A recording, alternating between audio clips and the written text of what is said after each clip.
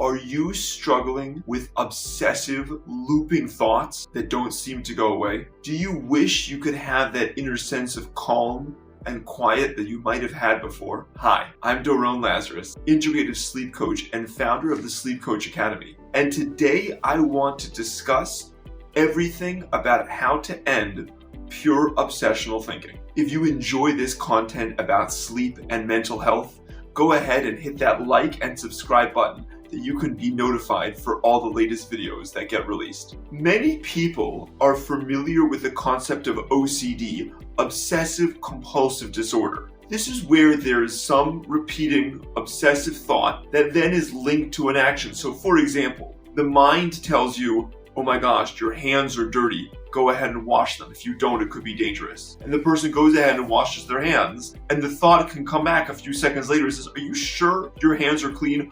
Make sure, just go ahead and wash them again, just to make sure. And a person can wash their hands 20, 30, 50, 100 times because this obsessive thinking keeps pulling them towards that action of reassurance. But the lesser known related disorder is pure obsessional thinking. And it's where those thoughts are repeating, racing, and looping around your mind, but they're not necessarily linked to any action that it makes you do. You sit there waiting for your mind to be quiet, but it just seems to constantly throw these thoughts at you. And the harder you try to stop them, the faster and the more ferocious they become. Obsessional thinking is different than anxiety. Anxiety is the way that we react to our thoughts or circumstances in life. Feelings of dread, fear, and panic that get associated with these things. Obsessive thinking, a person can be totally calm, leading a stress-free life and even be on vacation, but that's not necessarily going to make the thoughts stop in their mind. In the world of therapy, there's generally two approaches that are recommended of how to deal with pure obsessional thinking. Number one is ACT, acceptance and commitment therapy. As opposed to somebody fighting with or struggling or being entangled in their own thoughts, ACT teaches us to be okay with our thoughts, to become passive and diffuse from them, to simply label them, watch them, and allow them to be without having that need to react. And for a lot of people, this can be a game changer. It's because every time you have a disturbing, obsessional, or what you perceive as evil thought, you're suppressing it or struggling with it or trying to push it out of your mind. That is a recipe for disaster because those thoughts are going to come back harder and faster than ever. And ACT can be a great first step to be able to get unstuck from struggling with those thoughts and start to be in a zone where we can just observe them as a third party, recognizing that we are not our thoughts and we don't need to react to them. The second tool that the traditional world of therapy has brought to the OCD community is ERP, exposure and response prevention, where this really takes the principles of ACT one step further, and it allows the person not only to become okay when the thoughts come, but to actually consciously bring up those thoughts and expose their brain to that forbidden or negative thinking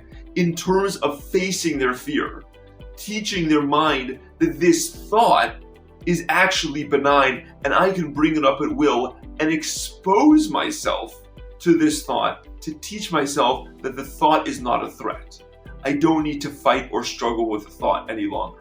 And while ACT and ERP can be very helpful in terms of our response and coping with the obsessional thinking, it was my personal experience when I was struggling with obsessive thoughts that this simply wasn't enough. Both ACT and ERP assume that the subconscious mind is untouchable, and all we can do is train ourselves to react better to those thoughts. But when I started studying and developing hypnosis, the subconscious mind can change and can be molded to think and believe in a way that is genuinely helpful for us. And so while ACT and ERP are important parts of the equation, I believe we can even go deeper. And by going into the subconscious mind, you can teach the mind that these thoughts are safe and good to let go of. And I find that can be the game changer.